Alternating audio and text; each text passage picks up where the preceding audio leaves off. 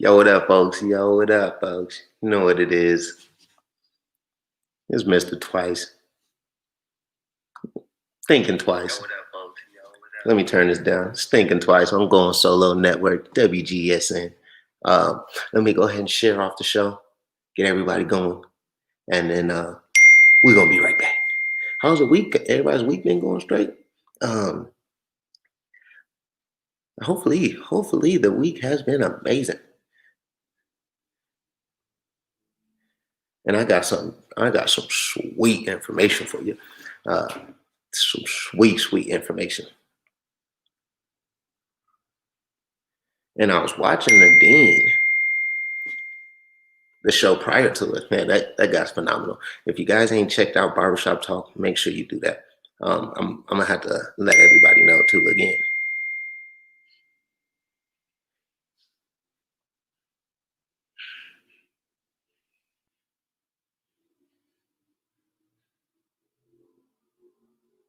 Oh yeah, I'm going ahead and sending it off right now.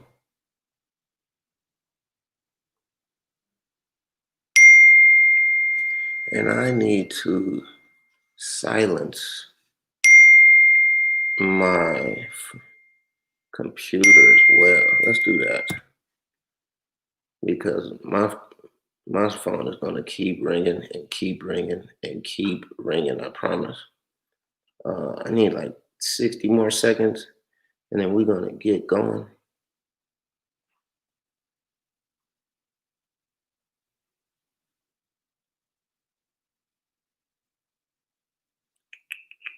I'm sending out to some motivation groups. You know, we always got to stay motivated.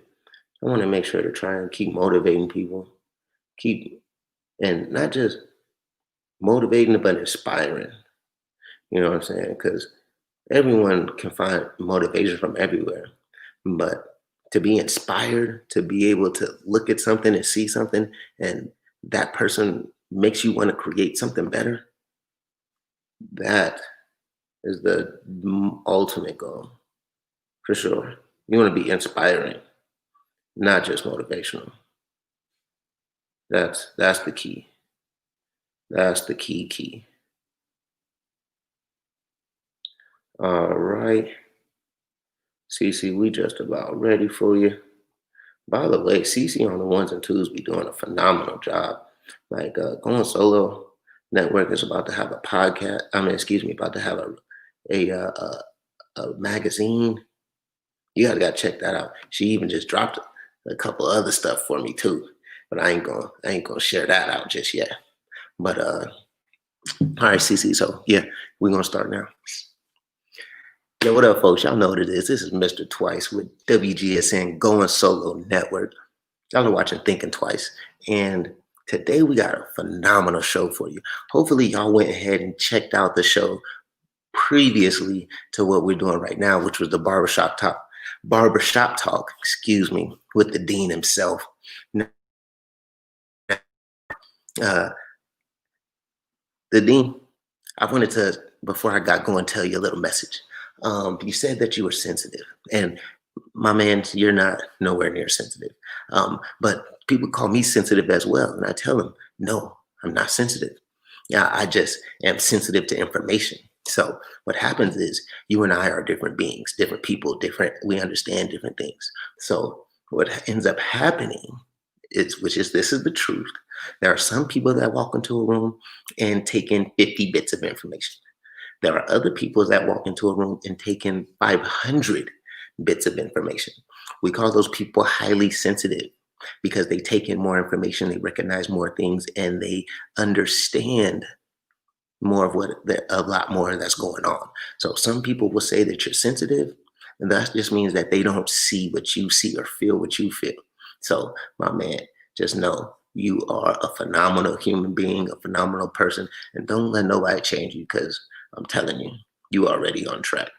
And that's the truth. And since we're talking about the truth, today we're going to talk about the total truth process. Now, if you didn't tune in last week we talked about why. Last week we talked about why people lie. You know what I'm saying? So the reason why people lie y'all gotta tune back in for that one. So now the reason why I would say that I wanted to talk about why this is the total truth process, because, or it's not the total truth process. Man, I almost went ahead and spilled some of the beans. But the truth about trust.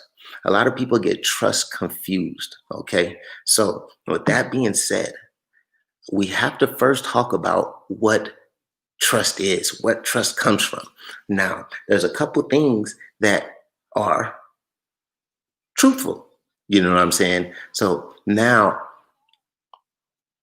the truth, here goes, this is what the truth is. And now a lot of people don't understand that there's an emotional truth and a logical truth. So what happens is, what happens is, I'm shooting a show right now. So what happens is, when the logical truth doesn't meet up with your emotional truth, that doesn't add up for people. You know what I'm saying? So the truth is both emotional and logical. This is both the act. Now, emotionally is where you expose your vulnerabilities to people. Excuse me. Emotionally is where your vulnerabilities are exposed to people, and believing that they'll take advantage of your openness, or that they won't pick up, that they won't take advantage of your openness. Yeah, I'm being called, so my phone's blowing up right now.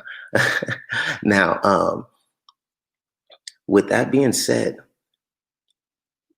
with the logical truth, that's when, you got your facts, you have your statements, the things that are concrete evidence. Now, what happens, and a lot of people really can't decipher, or they won't believe you unless it is emotionally and logically the truth.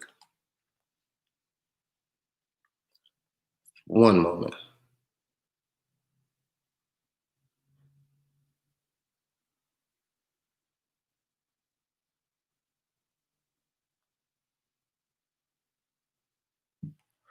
So now there's also a couple of things that I wanted to distinguish what the truth is. So now, just this would be what other people would consider the truth. Um, they say that if you really believe in what you're saying, if you honestly believe it, like your religion, that's considered the truth. Now, the next thing that they say is when you lie to yourself. They say when you lie to yourself, it's the truth. Now, I don't see how it is, yet I was doing some studying in my communication classes, and there was a logical explanation for it. This was told to me 10 years ago. I can't absolutely remember everything they said in there, but I took some notes. But they say when you lie to yourself, it's considered a truth. And if you believe it, as long as you believe it, hyperboles are also considered a truth. Um, so sometimes someone that may be thinking they're lying, but it could be the emotional truths. Now, what gave me this topic, now we won't be here, for it won't be as long as last week's show.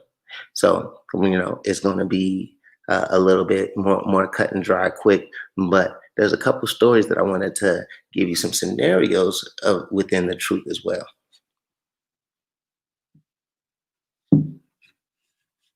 Now,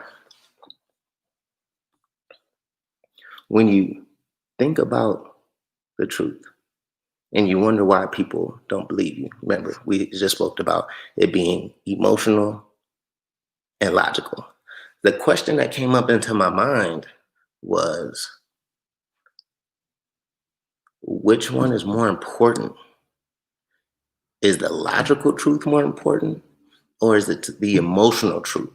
Now, that emotional truth is getting someone to feel like they trust you. You're saying stuff that they believe in. You're hitting those emotional hot buttons. You're hitting those things that You're reminding them why they're here and what they want to do. Those are your emotional truths. And if you can coincide your logical truths with your emotional truths, then you'll start to get the people to believe and act on what you say. Now, I wanted to know which truth was more important. And we're kind of going to focus on this emotional truth today. Now, because I was in a situation, and what happens is if you continue to use those emotional truths on people, that kind of turns into manipulation, into deception very easily. It's a real thin line when you don't use that logic. So I wanted to kind of separate that from without, or excuse me, separate the illogical from the emotional. Now, if you use both, they're great. If not, there's a way to do it. Now, now the reason why a lot of people don't believe your truths, even if you are being logical, is because they had something in their past happen that's really traumatic, and it reminds you of them, or it reminds them of you, or vice versa. Yes. So when you're speaking of, then that's when you have to use that emotional aspect, because you have to let them know, you have to empathize with them, tell them you feel them, tell them you understand where they're coming from, and you have to let them know why you're different or how you're going to move different.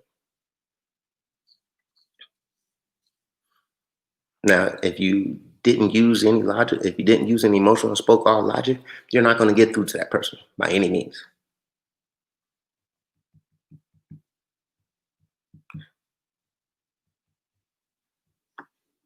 Now, when you're thinking about, and see, this is a lot of thinking. I'm sorry. This is the truth, because the truth isn't just cut and dry. A lot of times we talked about a lot of lies. Now, here goes the truth: emotional, logical. Now, I had to think about how to get somebody to believe you without thinking about the emotional ties within them, right? And I had this question, and I'm in this group chat, and we were going back and forth. And when I was asking them about the truth, we started going on a tangent about some other stuff. But this young lady, she ended up really giving me a deep insight, a deep insight about how to really be truthful with somebody without pulling their emotional strings. Their heartstrings is what they call it. You know, using that manipulation. And what she told me was that how you respect and be truthful with somebody, or you have to wait it out. You have to be patient and respect their boundaries. If you want to wait on somebody, you're being truthful. You don't want to pull on their heartstrings, because when you pull on somebody's heartstrings, that's a little bit like manipulation. You're tying yourself into the things they want, they need, or wants, needs, desires, and things, places they want to go. Why they're doing it.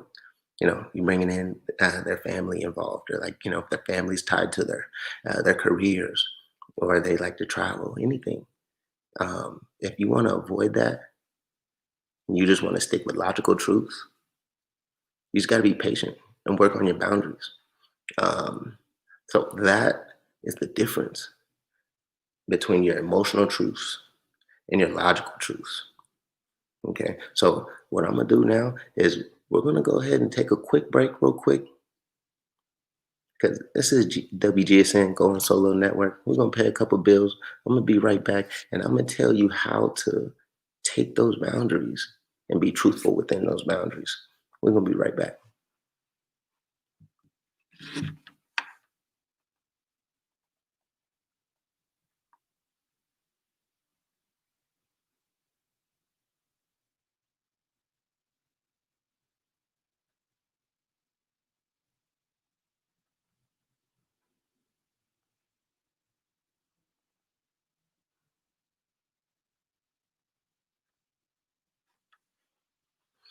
Yo, what's happening, man? We right back in. This is Thinking Twice with Mr. Twice at WGSN Going Solo Network. I got CC on the ones and twos. I appreciate you greatly. And today we're talking about the total truth process. So, with the total truth process, what we said was there's emotional and logical aspects of the truth. You got your facts, you got your concrete evidence, you got those things that you can, tangible things that you could touch, see, and feel. Now, there also is that emotional standpoint to where that you're pulling on their heartstrings. When you're almost in taking a step into manipulation, and you know those that can be dangerous waters at times, because that's when people start getting expectations a little bit more. They're not just solely focused on the truth and facts and data and results. And that's what a lot of times we really need to focus on. Yet, if you want to get through to somebody, because a lot of times we have a hard time getting through to other individuals that have been through traumatic experiences. They've had their heart broken. Their boyfriend cheated on them. Their girlfriend cheated on them. They've been lied to. They've been deceived. They've been manipulated. And you want to be a little bit different. You want to be the person that doesn't have to rely on those types of truthful processes or truthful talkings to make sure that they believe you and they take a chance for you. So when you want somebody to really take a chance and you want to stay away from the emotional heartstring pullings, you have to be using the logical truth. Now, once you start using your logical truth and they don't believe you, and they probably won't at all, they won't believe you, just to be quite frank, because, like I said, their past, what they've been through, and whatever you're doing, it probably reminds them of what they've been through because they really like you. So, the number one thing on how to do so is to respect their boundaries and be patient. Now, we'll talk about how to be patient on another day. But there are a couple things that I did want to tell you about some boundaries. And these are the truth. Now, boundaries are not created for you, or for the boundaries are created for the person, for the people around you. No, no, no. I think I've said this before. Boundaries are created for you. You have to create boundaries for yourself so that everyone around you can get the best out of you. So so you have to respect the other person's boundaries so that they can be their best person. That's the reason why those boundaries are set. So when you're telling your truths and you don't want to manipulate somebody, you need to ask them their boundaries. And once you figure out their boundaries, they're going to tell you, and they may not even understand the, all the boundaries that they have yet. They're going to tell you a couple of things that really makes them feel a little bit uneasy and uncomfortable. And once we get to that point, we have to respect that. Respect those boundaries honestly, truthfully,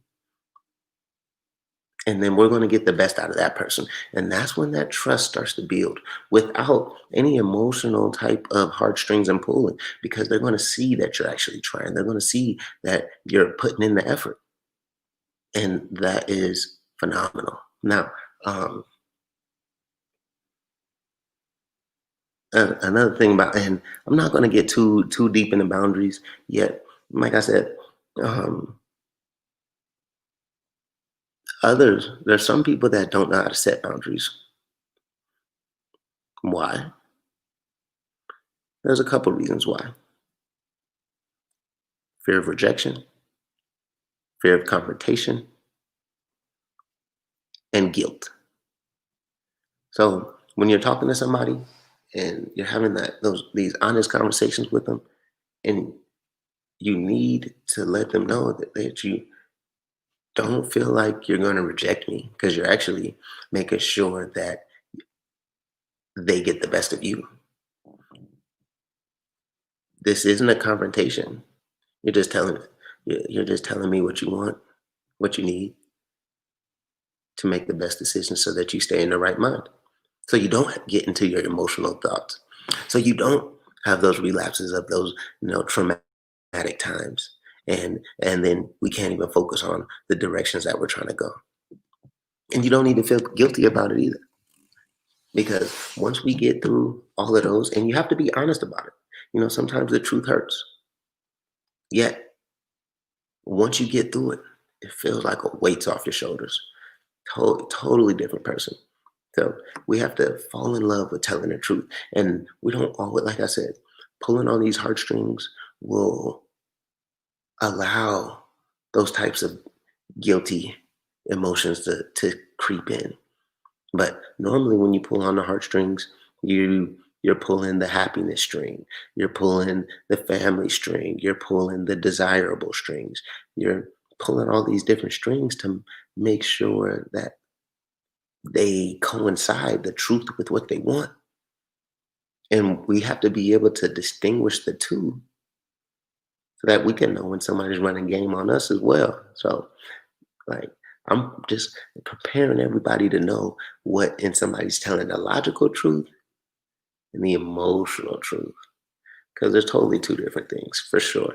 Some people like to tell the truth about excitements and get your hopes up and dreams up, and they say it's a big time adventure. Sometimes it's not. Sometimes it is. It could go either way. Yet I wanted to do something a little bit different. You want to think outside the box because sometimes you can't run no games on people. There's like the dean. You can't run nothing on him. You got to give him the logical truth. You got to respect his boundaries. You got to give them to him straight, and then that's how you're gonna build that trust with those highly sensitive people. Those people that take in 500, 600 bits of information every time they step into a room. You can't run game on everybody. Now, I don't even call it game. I call it knowledge. Another word for game is knowledge. And it's a different way of perception. Um, and the truth of the matter is that we just got to be honest with everybody. You don't need to play those games. Now,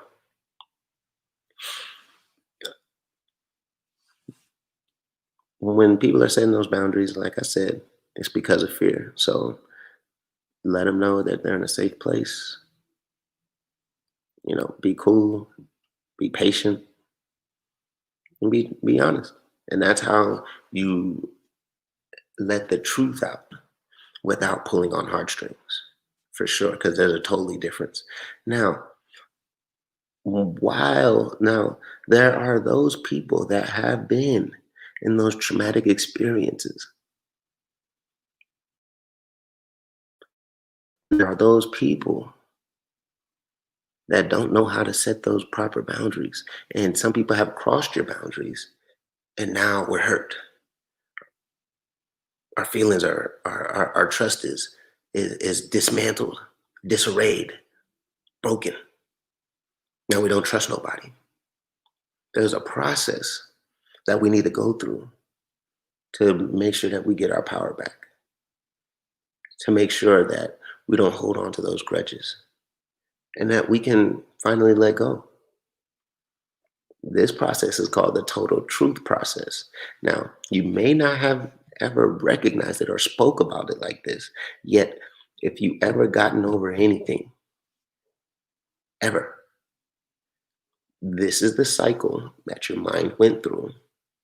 Now, if you continue or check out this process and understand it, take a little deeper dive into it. I'm not going to give out the whole aspect of it, but I'm gonna go ahead and touch up on it, let you guys know about the total truth process. Now, somebody hurts you, right? First thing you do is you're gonna get angry, and that's a normal reaction. And the difference between being angry and being mad, angry is when you know why you're upset. Mad, you just, I don't know, and you're just going crazy. So we want to be angry. That's more healthier. If that's a correct grammar, that's healthier than being mad. Then after you're angry, you're going to be hurting, because who wants to have their feelings hurt? Who wants to have their trust broken? You're gonna feel it. Like when you truly care about somebody, that's what there are like I forget the term, but there's literally like strings in your heart. So when your heart's broken, you feel those strings break. You can look it up. There's are really attachments in your heart. When you are emotionally attached to somebody, those attachments, you'll feel them for sure. Um, oh, I'm sorry. It's not hurt that comes second. It is fear. So after anger comes fear. You're fearful of what you might do, fearful about what somebody else might do, fearful of what's going to happen next. Then you're hurting. After the hurt comes remorse. You're starting to feel sad. How could I have been better? You start to blame yourself. When in all actuality, we need to not blame ourselves. We do need to take accountability of what type of boundaries we didn't establish or some type of red flags that we did not notice or pay attention to. That is how we need to correctly assess the situation. Then after that remorse comes regret. We regret ever talking to this person. We are upset that, we let them get that close. And after that comes about, those 5 processes start cycling, and they're in a typhoon of emotions, and they run congruent with all your other feelings and all your other fears. And then those seeds are planted, and that's how your heart becomes hardened, and you don't ever want to let no one in so that nobody could ever make you feel that way again. Now, that is the worst thing we can do. The worst thing we can do, for sure. And until we talk about what made us angry, what we're fearful of, what hurt us, that's how you set those boundaries. You're telling people what you're scared of, what you're hurt, what makes you angry. Um, you have to set those boundaries and talk about those things. And if you're not truthful about it, and not just emotionally truthful, logically truthful, you're like, this makes me act like this. This happens and this happens. You have to be logically truthful with yourself and your partner about those that anger, that fear, that hurt. Because once you do, they're going to understand the emotions attached to it as well. You don't have to add that emotional aspect into it. They'll get the picture once you start telling them. And then that regret, you don't want to regret. You don't want to regret not letting somebody in. You don't want to regret not giving somebody a chance. What you do want to regret is not taking chances in life. You know, that's what you want to regret. Now, the final 2 things are the total truth process. Unfulfilled wants. This is what happens when we're starting to heal.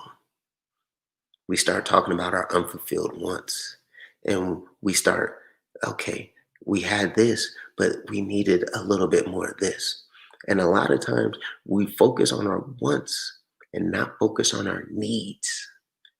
We need to focus on what we need and not what we want. We're conditioned in this world to make sure to see what we want. I want this, I want that, I want this, I want that. But what do you need? What's going to make your life easier? What's going to give you some peace of mind, some security? We need to focus on what we need. But as far as our wants in a relationship can also coincide with our needs, and that's what they need to do. So those unfulfilled wants, you need to talk about them. I didn't get this. I need a little bit more of that. I need more love. I need more attention. And that's when you need to understand your love language. You need to understand what fills your tank, what doesn't. You need to do that. You need to have those quiet days. You need to have the days by yourself to where you can recharge your batteries. You need to have those days where you're just doing stuff that you enjoy. You can't just be around somebody all the time or just put your everything into somebody. Because once you do that, you're giving somebody absolute control of your happiness. And you need to be in charge of your happiness. So you take charge of your unfulfilled wants. And once you can do that, you're starting to heal, you're starting to grow, you're starting to love on yourself for sure. And then after that, once you start completing all of that, forgiveness sets in. And that's when you're starting to finally let go of those things that have hurt you in the past. And that means they have no longer have any vices over you. And on top of that, you can recognize it when it comes. And you set those healthy boundaries because you was honest and truthful about the person. And then once they see that they're crossing those boundaries, you already know what you can do. You can walk away. You can they know that where you're going to go and how you feel about the aspect of it. Like it gives you a much greater sense of awareness of what you need in your relationships, especially to make them healthy. I promise. And there's one question that I always ask couples all the time. I ask them, when you're at your most selfish, are you good for them? And when they're at their most selfish, are they good for you? When you can answer that question, that's how you know if somebody's really into you. And that's the truth. So, what you guys gotta remember the total truth process. You go through your anger, your fear, your hurt, your remorse, your regret, your unskilled wants, your forgiveness. You go through that.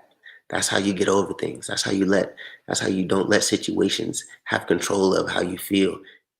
And then you can look into situations clearly with an objective mind, opposed to one that's scarred and hurt from your past relationships. And when you're telling the truth, you don't always have to tell your emotional truths. You can also tell the logical truths because we don't always want to target somebody or target someone's emotions. A lot of people don't play about those emotions. And once you get into your emotions, it's hard to get out. So make sure you always be honest with yourself. Be honest with everybody around you. Because the truth is, it's going to make sure that everything works out. Last week I talked about why people lie. This week I'm talking about how to tell the honest truth and the truth about trust. So we want to build trust in our relationships because if somebody tells you they trust you, it's a whole lot more powerful than they love you. Hey, yo, just thinking twice. And then this is Mr. Twice on Thinking Twice on WGSN Going Solo Network. I appreciate y'all for hanging out with me and be truthful, be honest, stay great, stay amazing, and don't let no one tell you what you can and can't do.